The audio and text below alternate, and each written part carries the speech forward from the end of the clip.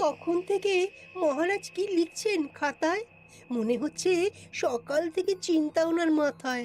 হ্যাঁ, তাই মনে হচ্ছে। আমাদের সাথে কোনো কথাই বলছেন না, শুধু লিখে চলেছেন। একজন মানুষ মনোযোগ দিয়ে কাজ করছেন আর তোমরা ক্রমাগত বকে চলেছো। না, আসলে মহারাজ কি কারণে চিন্তিত সেটা জানতে না পারলে আমাদেরও চিন্তা হয় বই কি। হুম অর্থ বুঝলে, অর্থ। রাজকোষের অবস্থা খুবই খারাপ। আর সামনেই তো শিবরাত্রি পুজো।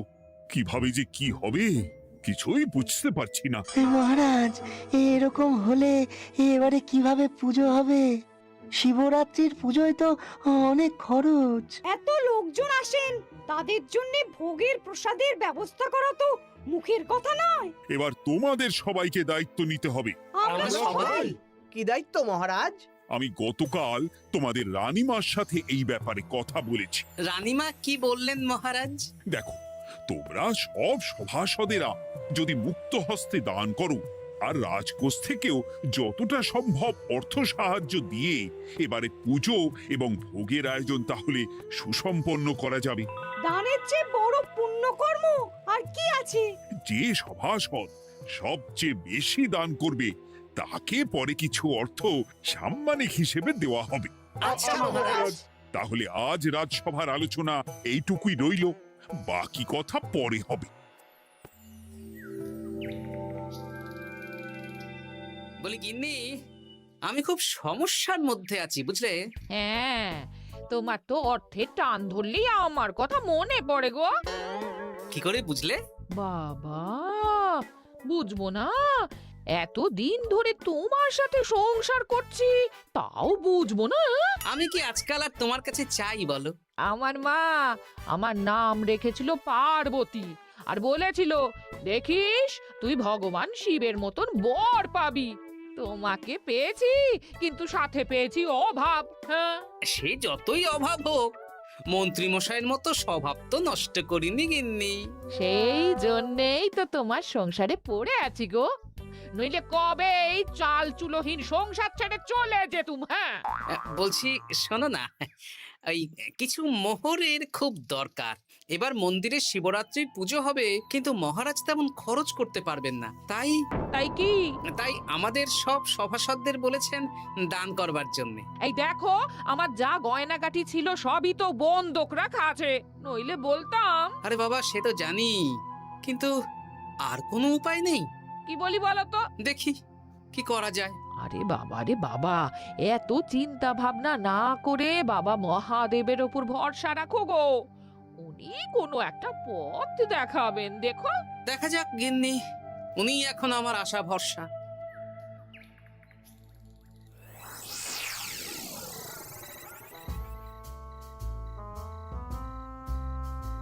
আরে মন্ত্রী মশাই, আপনি তখন থেকে শুধু এদিক ওদিক করছেন কেন বলুন তো? তা কি করব? না, আমরা তো বুঝতে পারছি না আপনার কি হলো। জীবনে অনেক অপমানিত হয়েছি, অনেক মার খেয়েছি, এবার সম্মান চাই।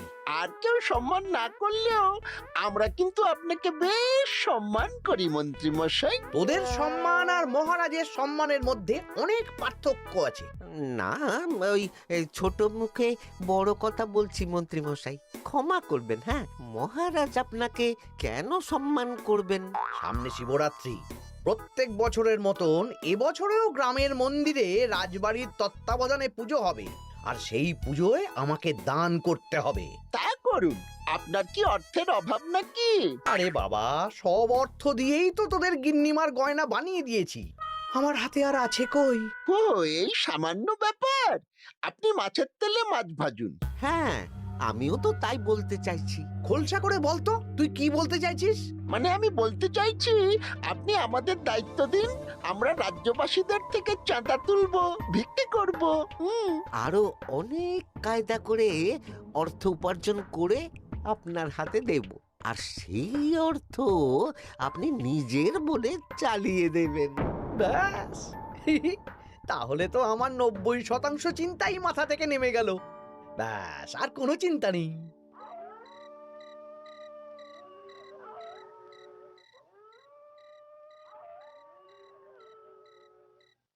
কি গো, এত রাত হয়ে গেল, এখনো ঘুমোচ্ছ না কেন বলো তো? হ্যাঁ, খুব চিন্তা হচ্ছে গো গিন্নি, এখনো বুঝে উঠতে পারিনি যে কি করে দান করব। শুধু অর্থদানই কি দান নাকি গো? শিব ঠাকুর তো আমাদের প্রত্যেকের মধ্যেই রয়েছেন গো। হ্যাঁ, তা তো তিনি আছেন।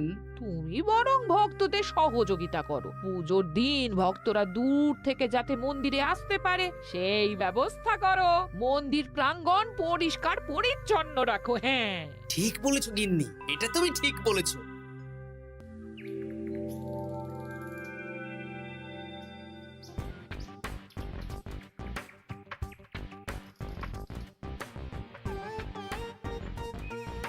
এই যে বাড়িতে কে আছেন? মন্ত্রী মশাই বলুন। হ্যাঁ, তা প্রত্যেক বছরের মতন এই বছরেও তো শিবরাত্রি উপলক্ষে মন্দিরে পুজো হচ্ছে, জানেন তো? হ্যাঁ, সে তো জানি, কিন্তু আমার গিন্নির পায়ে এত ব্যথা যে এবারে আর জল ঢালতে যেতে পারবে বলে তো মনে হয় না। তাতে কি, আপনি দান করুন, বাবা দূর থেকে আশীর্বাদ দিয়ে দেবেন। দান? তা কিসের দান? এত ধুমধাম করে পুজো হবে, তার দান। এ কি, এতদিন ধরে মন্দিরে তো দান দেওয়ার কোনো ব্যাপার ছিল না। এবার আছে। দান করা সবচেয়ে বড় ধর্ম। হ্যাঁ, আমরা বুড়ো বুড়ি খুব অল্প অর্থে সংসার চালাই। আমাদের ছেলে যেটুকু পাঠায় তা দিয়েই চালাই। আমরা আর কি দান করব মন্ত্রী মশাই? দরকার হলে কদিন না খেয়ে থাকবেন, বাবার নামে উপোস করবেন, আর যে দান করবে না আমি তাকে এই রাজ্যে থাকতে দেব না। ওরে বাবা রে, দিচ্ছি দিচ্ছি দিচ্ছি। আর শুনুন, এই দানের ব্যাপারটা যেন 5 কান না হয়, নইলে কিন্তু। ওরে বাবা, না না না, ঠিক আছে ঠিক আছে। আজকে সারাদিনে ভালোই রোজগার হয়েছে, কি বলিস বটা? হ্যাঁ, কালকে আবার সারাদিন চাঁদা তোলা হবে। চাঁদা নয়, বল চাঁদার নামে দান তুলছি। হ্যাঁ, আর যা ভয় দেখাচ্ছি, কেউ ভয় মুখ খুলবে না। এই তো যাই, এরকম চলতে থাকলেই আমাকে সেরার সেরা দানি হওয়া থেকে কেউ আটকাতে পারবে না। এই তুমি এই ভর দুপুরে বস্তা কাঁধে নিয়ে কোথায় যাচ্ছ গো? হ্যাঁ? একটু জঙ্গলের দিকে যাচ্ছে গিন্নি, শুকনো কাঠ নিয়ে আসি। পুজোর দিন তো ভোগের রান্না করতে জ্বালানি লাগবে, দেখি শুকনো কাঠ নিয়ে রাজবাড়িতে দিয়ে আসবো। বেশ বেশ বেশ, যাও। হে দেবাদিদেব মহাদেব, তুমি একটু দেখো বাবা।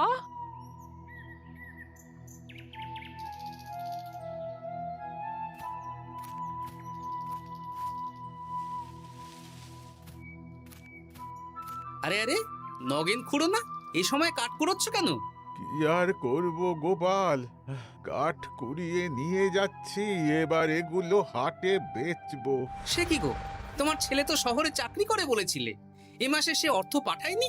সে তো পাঠিয়েছিল বাবা, কিন্তু আর ভাগ্যের পরিহাস, কি বলবো বলো।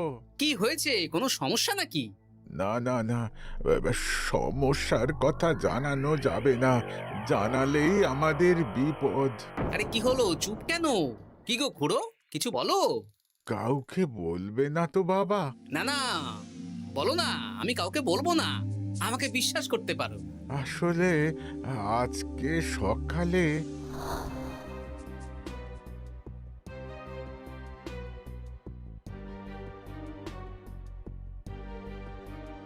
হ্যাঁ, মন্ত্রী মশাই? হ্যাঁ, শুধু আমাদের বাড়ি থেকে না, গ্রামের সব বাড়ি থেকে তুলেছে। ঠিক আছে খুড়ো, তুমি নিশ্চিন্তে থাকো। আর আমার চিন্তার শেষ নেই। আমার গিন্নির কদিন ধরে এত পায়ে ব্যথা যে এবারে অতটা হেঁটে মন্দিরে বাবার মাথায় দুধ ঢালতে যেতে পারবে না। ঠিক আছে, তুমি একদম চিন্তা করো না, আমি দেখছি কি করা যায়।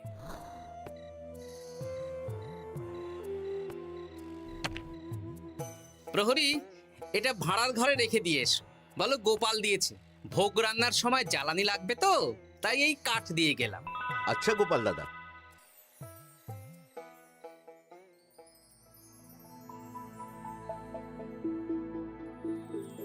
তারপর সবাই কিছু অর্থের যোগান করতে পারলে মহারাজ, আমি 5 মোহর অর্থ সাহায্য করতে চাই। আমিও 5 মোহর মহারাজ। বেশ। গোপাল, মহারাজ, এখন আমার হাত একদম খালি, তাই আমি অন্যভাবে সহযোগিতা করার চেষ্টা করছি। কিরকম? এই তো গতকাল আমি 1 বস্তা কাঠ দিয়ে গিয়েছি, আজকে আরো দেব। তারপর আগামীকাল মন্দির চত্বর পরিষ্কার করব, আগাছা পরিষ্কার করব, পুজোর দিন ভিড় সামলাবো, যারা দূর থেকে আসবে তাদের একটা গরুর গাড়ি করে নিয়ে আসবো। আচ্ছা, বেশ বেশ, কর। মন্ত্রী, মহারাজ, এই নিন। এতে 200 মোহর আছে। আমি আরো দান করব, আপনি কোনো চিন্তা করবেন না মহারাজ। বাহ বাহ বাহ বাহ বাহ, এ তো বিশাল ব্যাপার। আমি জীবনে অনেক পাপ করেছি, তাই এখন দান করে একটু যদি পুণ্য লাভ হয় সেটাই আশা। বেশ বেশ।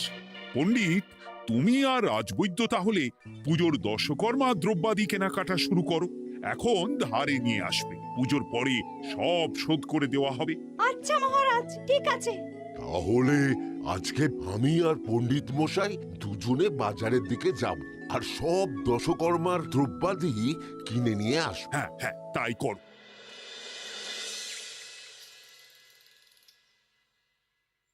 এই ঘটা পুঁটির বাবা একটা কানা করিও চাঁদা দেয়নি। হ্যাঁ, আমার মাথায় একটা বুদ্ধি আছে। কি বুদ্ধি? দেখ, ওদের বাড়ির বাইরে একটা শাড়ি ঝুলছে। শাড়িটা দেখে খুব একটা ওই পুরানো মনে হচ্ছে না। ওটা হাত সাফাই করে বাজারে বেচে যা অর্থ পাবো সেটাই মন্ত্রী মশাইকে দেব, তাই তো? একদম তাই।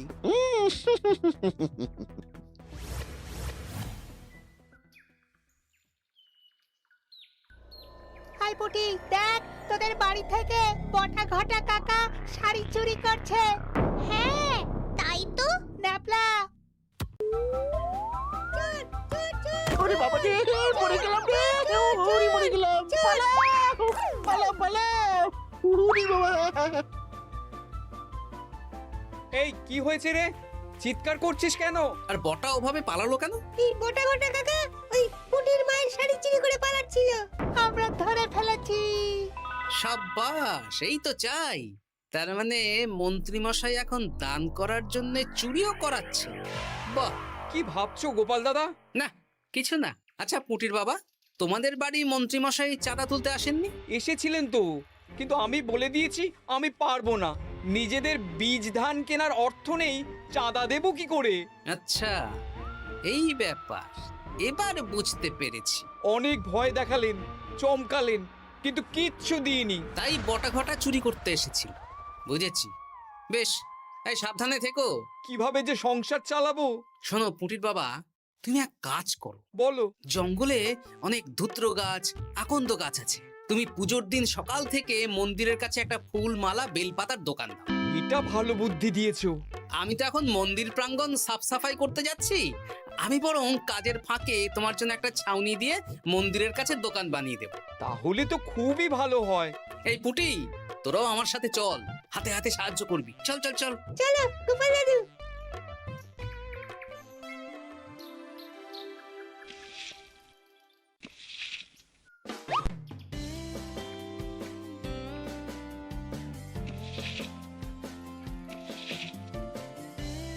দাদু, এই জায়গাটা গর্ত আছে, তাই মাটি নিয়ে এলাম। এই তো বুদ্ধিমান ছেলে, এবার ঢেলে দে। ব্যাস, এখানটা এবার ঠিক হয়ে গেল। দেখি এবার মন্দিরের পিছনের দিকটা একটু পরিষ্কার করে দিই।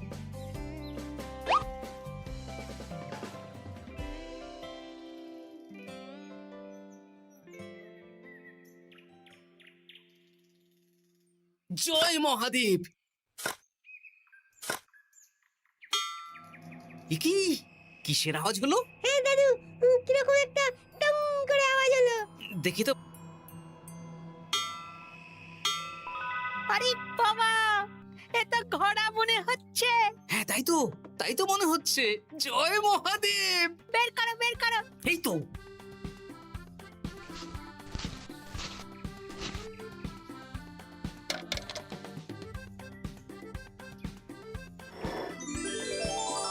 ও দাদু, এ তো সোনার মোহর।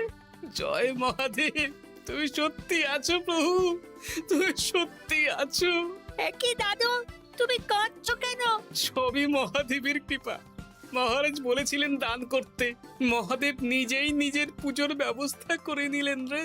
হ্যাঁ, তাই তো দেখছি দাদু। তবে শোন, এই কথাটা কাউকে বলিস না। আচ্ছা গোপাল দাদু, আমরা কাউকে বলবো না। হ্যাঁ।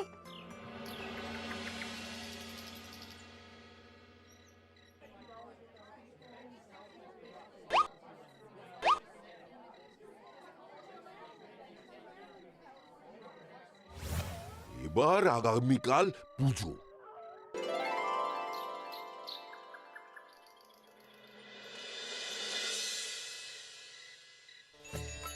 জয় শিব শম্ভু, হর হর মহাদেব। হে প্রভু, হে মহাদেব, জগতের কল্যাণ করো ভোলানাথ। জয় শিব শম্ভু। জয় জয় শিব শম্ভু, জয় শিব শম্ভু। বাবা দেখো বাবা, বাহ বাহ বাহ বাহ, এই তো সব ভালোই হচ্ছে। ভালো তো হবেই মহারাজ। আমি যা দান করেছি, পুজো পাঠ এবারে ধুমধাম করে হবে।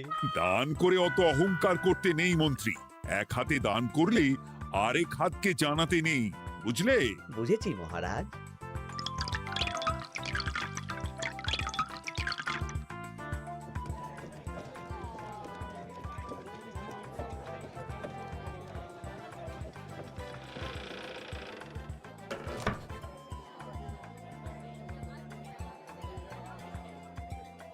আসুন খুড়িমা, আপনি আসুন।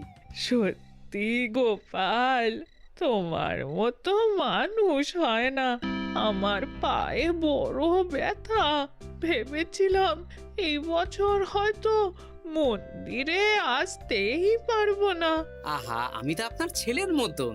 আর কাল আবার আসতে হবে, বড় মাঠে ভোগের আয়োজন আছে, গাড়ি পাঠিয়ে দেব, কেমন? বেঁচে থাকো বাবা, বেঁচে থাকো। দেখো দেখো গোপালকে দেখো, ও হয়তো অর্থ সাহায্য করেনি, কিন্তু অন্যভাবে কত সাহায্য করছে। এই মন্দির প্রাঙ্গণ থেকে সব আগাছা পরিষ্কার করেছে। মহারাজ, আপনার সাথে কিছু কথা আছে। কি কথা? এখানে বলা যাবে না, যা বলবো আড়ালে। আচ্ছা চল।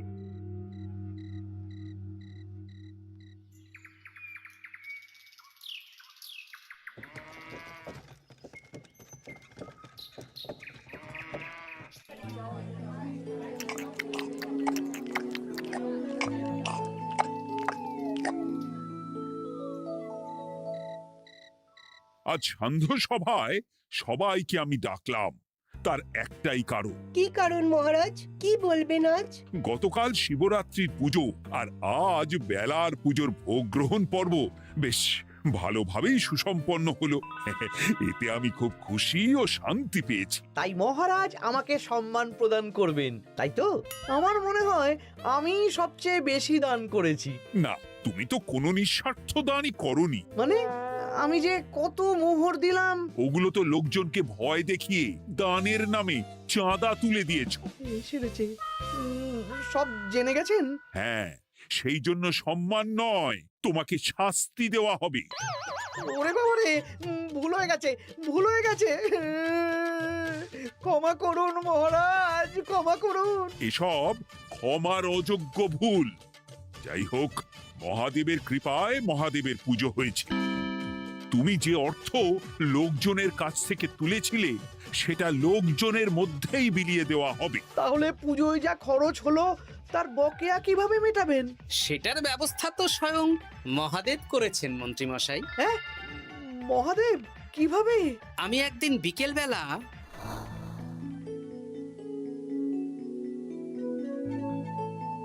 ওরে বাবা, এক ঘোড়া সোনার মোহর। হ্যাঁ, এক ঘোড়া সব মহারাজকে দিয়ে দিয়েছি। আর এই দান সংক্রান্ত যে অর্থ সাম্মানিকের কথা বলেছিলাম তা পাবে গোপাল। ধন্যবাদ মহারাজ। তবে মন্ত্রী মশাই যে অর্থ লোকজনের কাছ থেকে বলপূর্বক তুলেছেন সেটা দিয়ে গরিব চাষি ভাইদের বীজ কেনার অর্থ দান করা হবে। আর মহাদেবের কৃপায় যে এক খড়া মোহর পাওয়া গেছে তা দিয়ে বকেয়া মেটানো হবে। সাবাস গোপাল, সাবাস। এই না হলে আমার গোপাল। সাধু সাধু। আর মন্ত্রী মশাইকে কি করা হবে? ওকে কাল শাস্তি দেওয়া হবে।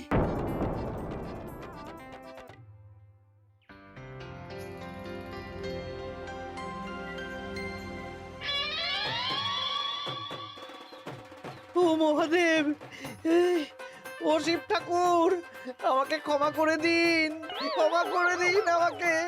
ওসব না বলে একবার কান ধরে উঠবস করুন আর একবার করে বলুন, জয় মহাদেবের জয়। জয় মহাদেবের জয়, জয় মহাদেবের জয়, জয় মহাদেবের জয়। সবই মহাদেবের দান।